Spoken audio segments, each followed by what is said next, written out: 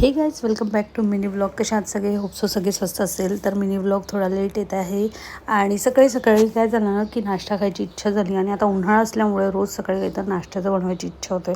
तर आज ना काय झालं की म्हटलं काय रोज पोहे वगैरे हे ते, आणि आज ना काही वेगळ्या पद्धतीचा नाश्ता बनवा म्हटलं. मी जे तुम्हाला दाखवलं तो आहे पापडा. आता तुम्हाला प्रश्न पडला असेल पापडा म्हणजे काय, बऱ्याच लोकांना माहितीसुद्धा असेलच. जर माहिती असेल तर कमेंटमध्ये नक्की सांगा. तर आज मी तुमच्यासोबत तीच रेसिपी शेअर करणार आहे. बनवायला सोप्या पद्धतीचा आणि खायला पण टेस्टी असा आहे. आणि सगळ्यात आधी ना पापडा कढईमध्ये टाकून छान लालसर ब्राऊन होतपर्यंत भाजून घ्या, कारण त्याला भाजल्यावर चव पण छान येते. इकडे बघू शकत आहे अशा पद्धतीने मी भाजून घेतलेला आहे लालसर. आणि त्याला सातळण्यासाठी जे काही लागणार आहे जसं की कांदा, टमाटर, सांबार आणि तुम्ही हिरवी मिरचीसुद्धा घेऊ शकता. मी इथे हिरवी मिरचीचा वापर नाही करत आहे. तर तेल टाकलं भांड्यामध्ये, तेलामध्ये थोडी जिरे टाकली.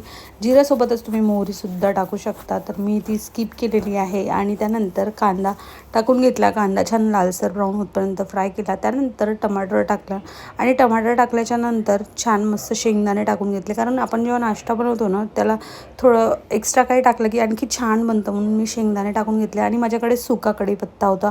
आता उन्हाळा असल्यामुळे ताजा कढीपत्ता मिळणं मुश्किल असतं, म्हणून मी सुका असा स्टोरेज करून ठेवते आणि तो मग मी नाश्त्यामध्ये यूज करते. तर इकडे मी तिखट, मीठ, हळद चवीनुसार टाकून घेतलं आणि एका भांड्यामध्ये गॅसवर गरम पाणी ठेवलं होतं तापायला.